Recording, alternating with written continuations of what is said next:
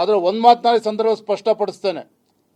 ನಾನು ಮಾತನಾಡಬಾರ್ದು ಅಂದ್ಕೊಂಡಿದ್ದೆ, ಆದರೆ ಪದೇ ಪದೇ ವಿಜಯೇಂದ್ರ ಹಿರಿಯರನ್ನು ವಿಶ್ವಾಸಕ್ಕೆ ತೆಗೆದುಕೊಂಡು ಹೋಗ್ತಾ ಇಲ್ಲ, ವಿಜಯೇಂದ್ರ ಏಕಪಕ್ಷೀಯವಾಗಿ ನಿರ್ಧಾರ ಮಾಡ್ತಾ ಇದ್ದಾರೆ, ಒಂದು ರೀತಿ ನನ್ನನ್ನು ಅಪರಾಧಿ ಸ್ಥಾನದಲ್ಲಿ ನಿಲ್ಲಿಸ್ತಕ್ಕಂಥ ಪ್ರಯತ್ನ ಕೆಲವರು ಮಾಡ್ತಾ ಇದ್ದಾರೆ.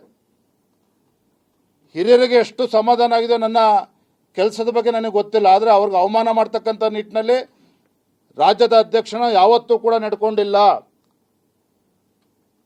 ರಾಜ್ಯದ ಅಧ್ಯಕ್ಷ ಅಂತಕ್ಕಂಥದ್ದು ಜವಾಬ್ದಾರಿ. ರಾಜ್ಯದ ಪಕ್ಷದ ಹಿರಿಯ ಮುಖಂಡರಿಗೆ ಅವಮಾನ ಮಾಡ್ತಕ್ಕಂಥ ನಿಟ್ಟಿನಲ್ಲಾಗಲಿ ಅವರಿಗೆ ನೋವು ತರ್ತಕ್ಕಂಥ ನಿಟ್ಟಿನಲ್ಲಿ ಯಾವತ್ತೂ ಕೂಡ ನಡ್ಕೊಂಡಿಲ್ಲ. ನನ್ನ ಕೆಲಸದ ಬಗ್ಗೆ ಅವ್ರಿಗೆ ಎಷ್ಟು ಸಂತೋಷ ಇದೆಯಲ್ಲ ಗೊತ್ತಿಲ್ಲ, ಕಾರ್ಯಕರ್ತರಿಗಂತೂ ತೃಪ್ತಿ ಇದೆ, ಅದನ್ನು ಕೂಡ ನಾನು ಸ್ಪಷ್ಟಪಡಿಸ್ತೇನೆ.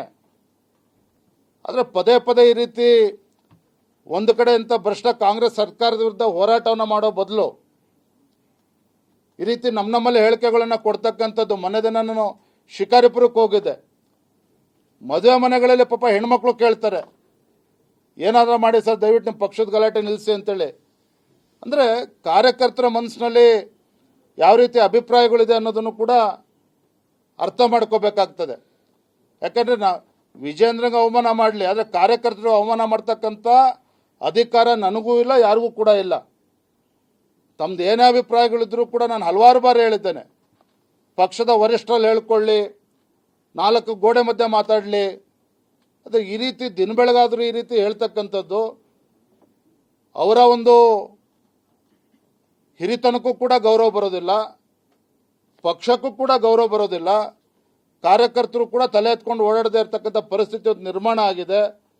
ಈಗಲಾದರೂ ಕೂಡ ನಾನು ವಿನಂತಿ ಮಾಡ್ತೇನೆ, ಪಕ್ಷದ ಹಿರಿಯರಲ್ಲಿ ಯಾರು ಯಡಿಯೂರಪ್ಪನವರನ್ನ ತೇಜೋವಧೆ ಮಾಡ್ತಕ್ಕಂಥ ಕೆಲಸ ಮಾಡ್ತಾ ಇದ್ದಾರೆ, ಅವರನ್ನ ಮಾತನಾಡದಂತೆ ತಡಿತಕ್ಕಂಥ ಕೆಲಸ ಮಾಡಲಿ. ಅವರ ಅಭಿಪ್ರಾಯವನ್ನು ವರಿಷ್ಠರ ಗಮನಕ್ಕೆ ತರಲಿ. ಅದ್ರ ಯಾರು ಕೂಡ ನಾನು ಕೂಡ ತಡಿತಕ್ಕಂಥ ಪ್ರಶ್ನೆ ಉದ್ಭವ ಅಲ್ಲ, ಯಾರೂ ಕೂಡ ತಡಿಯೋಕ್ಕಾಗೋದಿಲ್ಲ.